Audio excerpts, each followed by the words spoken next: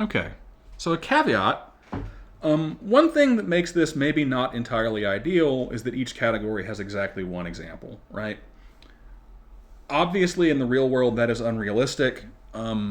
Obviously, that means that we're going to run straight into the problem I talked about before, where we don't have enough data. We don't have anywhere near enough data, right? So how many parameters do we have? We have one layer that is a 25 by 20 matrix, right? That's the first one. We have another 20 by 20. That's the second weight layer. Yeah, we have a third one, right? We have another 20 by 20. No, sorry, that's 20 by 3. Again, I get confused because you're writing them a little bit differently this way, right? That is a lot of parameters, right? That is 25 times 20 times 20 times 3 parameters, okay? And do I still have my terminal with my binary calculator up? Yes, I do. So 25 times 20 times 20 times 3 is 30,000, all right? So 30,000 parameters. Did I have, so one of the numbers that we saw was 4 times theta, where theta is the input. Did I have 4 times 30,000 input data points? No, right? So I'm going to run into problems like overfitting, right? Like my network being crazily weird way outside of my 3 training points pretty fiercely, right? Should I have used a simpler network? Maybe, but there's a very real chance that I couldn't, right? Because again, more complicated behavior requires a more higher capacity network, right? So what I really should have done, if I wanted to do like best practices according to my previous video, is produce a bunch more inputs.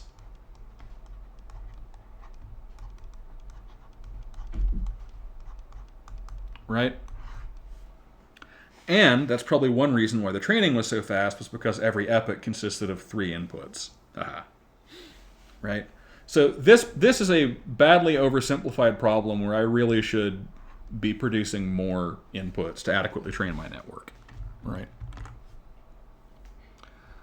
And another way to think about this is that our network, instead of learning a general rule, right, instead of learning an abstract rule over the input space, might just be memorizing the small number of important samples I'm showing it.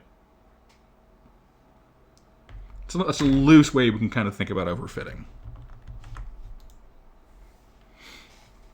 What was the question I asked down there? Oh, right. So what might our network do if we fed it some totally unrelated input? So something we didn't train it on? The answer is, who knows, right? Again, that's to kind of look at like a one-dimensional example, right? We have 3 training points, and I'm asking, what if we do this? Who knows, right? Because it might be learning a crazy rule, and what we're going to get is crazy output, right?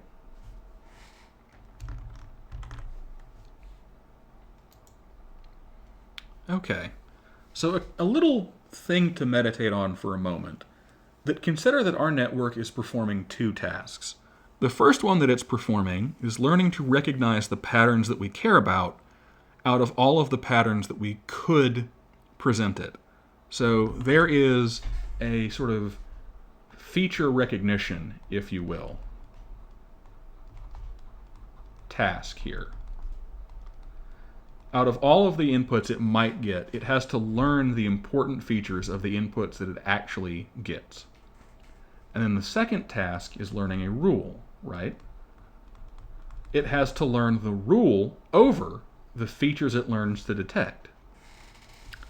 So only within the last 10 or 15 years, only with the kind of buzzword of deep learning, do we really start to see a world where networks do both of these things, right? Even, I think I can say, 10 years ago, it would, or 15 years, 10 or 15 years ago, I think I can say it would have been the common case where a lot of people would be doing a lot of by-hand feature extraction for a lot of problems, right? And one of the reasons for that is that you only had so many layers, right? And it wasn't really feasible to have a network tackle both of these problems, especially this first one, which ends up being hard, if it only has 2 or 3 or 4 layers to work with, right? One thing that deep learning really did, and that the rise in big data and big compute did, is it made it not only advantageous, but feasible in the first place to train networks on raw data, right? Raw data, and have the networks learn for themselves which features of the input are important. Okay? So only in the last 10 or 15 years, I think I can say, with the advent of what we call deep learning, did we move from an era where you had human-designed features, right? Where you would have human-designed feature extractors,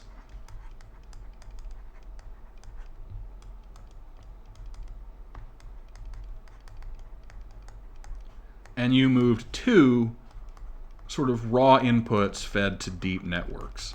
And the network would learn to figure out what features mattered. Okay? So what is a human-designed feature extractor? We mean, for example,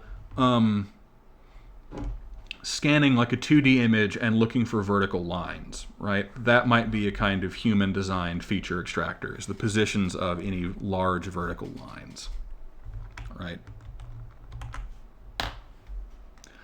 And some of the early literature about what we now consider deep learning was talking about this, was in terms of teaching, allowing networks to do feature extraction, right? It was sort of the same, when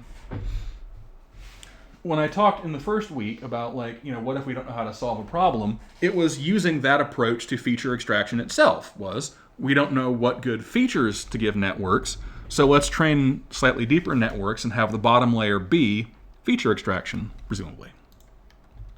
All right. Oops, let's have an edit cut here.